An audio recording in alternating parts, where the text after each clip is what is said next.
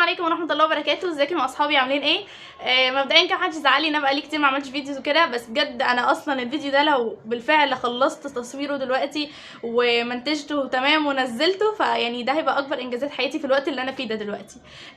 النهارده هنتكلم عن موضوع حلو قوي، هنتكلم عن ايه اكتر الحاجات اللي انا اتعلمتها في 2022، والموضوع ده اصلا خلاني حرفيا اعصر دماغي يعني. وفي الاخر يعني رسيت على 5 حاجات من اعظم الحاجات اللي انا اتعلمتها في السنه دي بجد، فقلت اطلع واشاركهم معاكم. كان نفسي اتكلم معاكم عن حاجات اكتر، زي ايه الحاجات اللي احنا المفروض يعني نغيرها في نفسنا في السنه الجديده ان شاء الله، ايه الحاجات اللي احنا عايزين نخطط لها في السنه الجديده. بس المشكله ان الفيديو هيبقى اطول من اللي انا عايزاه، وبصراحه انا اصلا برضو من الحاجات اللي مخلياني مش بعمل فيديو الفتره اللي فاتت ان انا مسحت تليفوني على الاخر، بجد على الاخر. فعايزه الفيديو يبقى صغنون في نفس الوقت علشان ما يتعبنيش بقى في المونتاج والكلام ده كله، ان انا بجد الفتره دي ما عنديش وقت. فان شاء الله هنعمل فيديو ده، ولو عندي وقت تاني ابقى اعمل لكم الفيديو اللي هو نعمل ايه في السنه الجديده وكده. بسم الله فلنبدأ.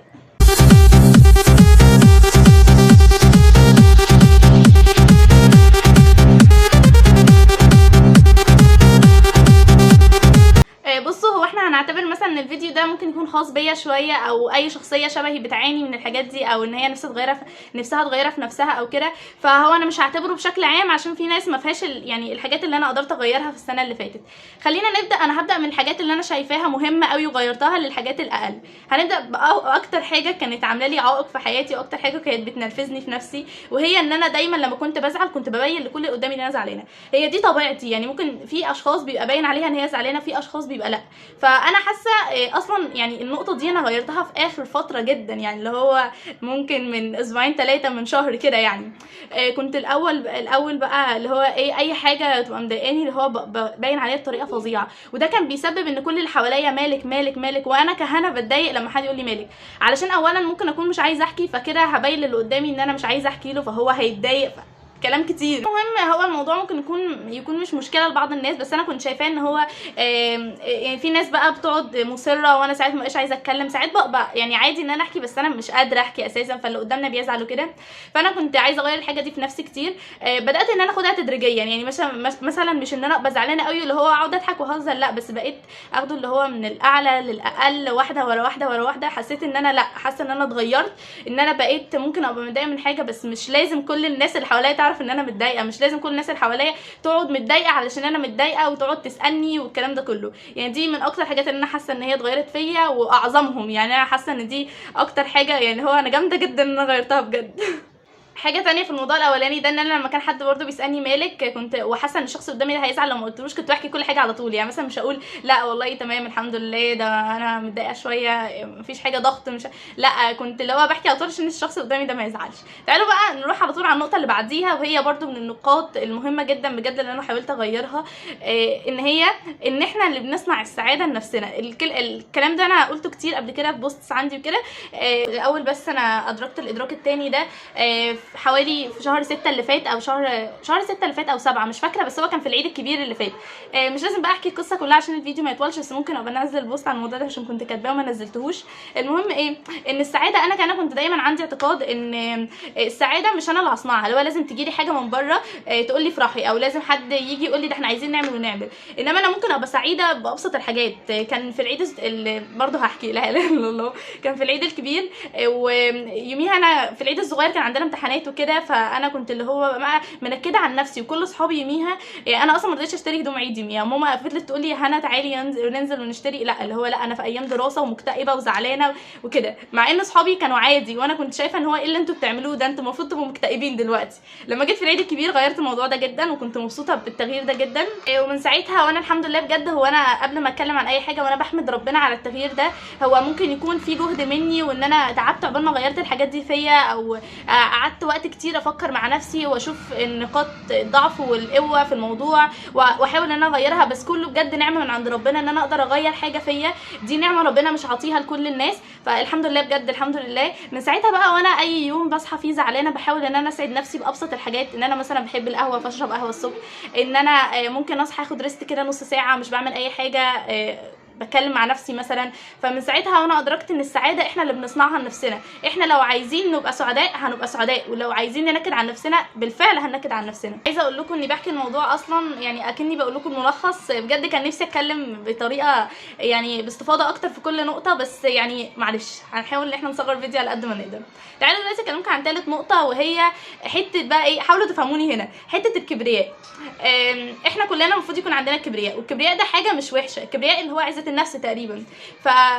انما بقى الكبرياء ده لما يجي عند حته ان انت تحط في الكفه حته الكبرياء وحته بقى من الدين، اللي هو انت المفروض تبقى انسان متسامح، المفروض تبقى انسان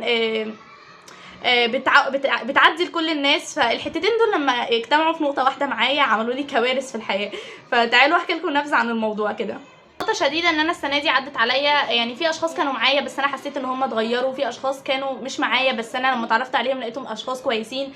فالمهم حصل دروبات كتير كده، بس المهم ان انا لما جيت بقى عرفت ان الشخص ده مثلا ممكن يكون مش بيكن لي خير او كده، فبدات بقى ان انا اتعامل بكبرياء، اللي هو ده انا هدخل ومش هسلم ومش هعمل، او اللي هو ايه، حته انت في حالك وانا في حالي، بس مفيش خالص خالص. جت عليا فتره كنت كده، وعندي واحده صاحبتي هي بقى يعني هي معايا في نفس الموضوع برضو، ادركت ان الناس دي مش بيكون لها خير وكده. المهم ايه، بس هي كانت بتعاملهم يعني ايه، اتكلمت هتكلم، هنضحك بس انا انتوا حدود وانا حدود. كنت بقول عليها هبله، يعني كنت قاعده اقول ايه الهبل اللي انت فيه ده، خلي عندك عزه نفس، خلي عندك كرامه، مش عارفه ايه. ادركت بقى ان يعني بصراحه ان هي الصح. ممكن اكون اصلا هي كشخص يعني اللي انا بتكلم عنه ما حكيتلهاش ان هي الصح او كده، بس انا ادركته مع نفسي، وممكن هي هتفهم الرساله دي من الفيديو ده. هي الصح ليه؟ ان احنا بجد يعني احنا في اشخاص عرفنا ان هم مثلا خلاص احنا مش علاقتنا مش تمام مع بعض، او ممكن نكون دماغنا مش شبه بعض، فخلاص يعني حصل الموضوع واختلفنا، وهما من طريق واحنا من طريق. بس ما يبقاش في موضوع ان هو ده انا لما اشوفه في الشارع مش هسلم عليه، وهو لما يشوفني مش عارفه ايه. وده تالت ادراك ادركته، اللي هو الشخص ممكن يكون في بيني وبينه خلاف، بس مش معنى كده ان انا ادخل وما اسلمش او ابقى قاعده واللي هو ده قال وده بص ومش عارفه ايه، لا خالص.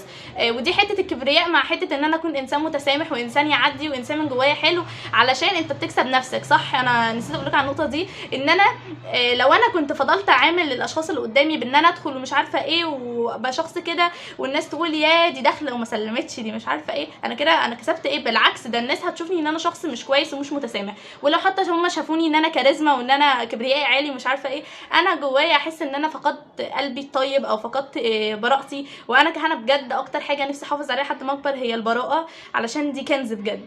تعالوا ننقل للنقطه اللي وراها. تالت حاجه بقى من الحاجات اللي انا ادركتها، وهي برضو حاجه مهمه جدا شايفاها، ان هي انا هقع بس هختار الوقت الصح اللي انا اقع فيه.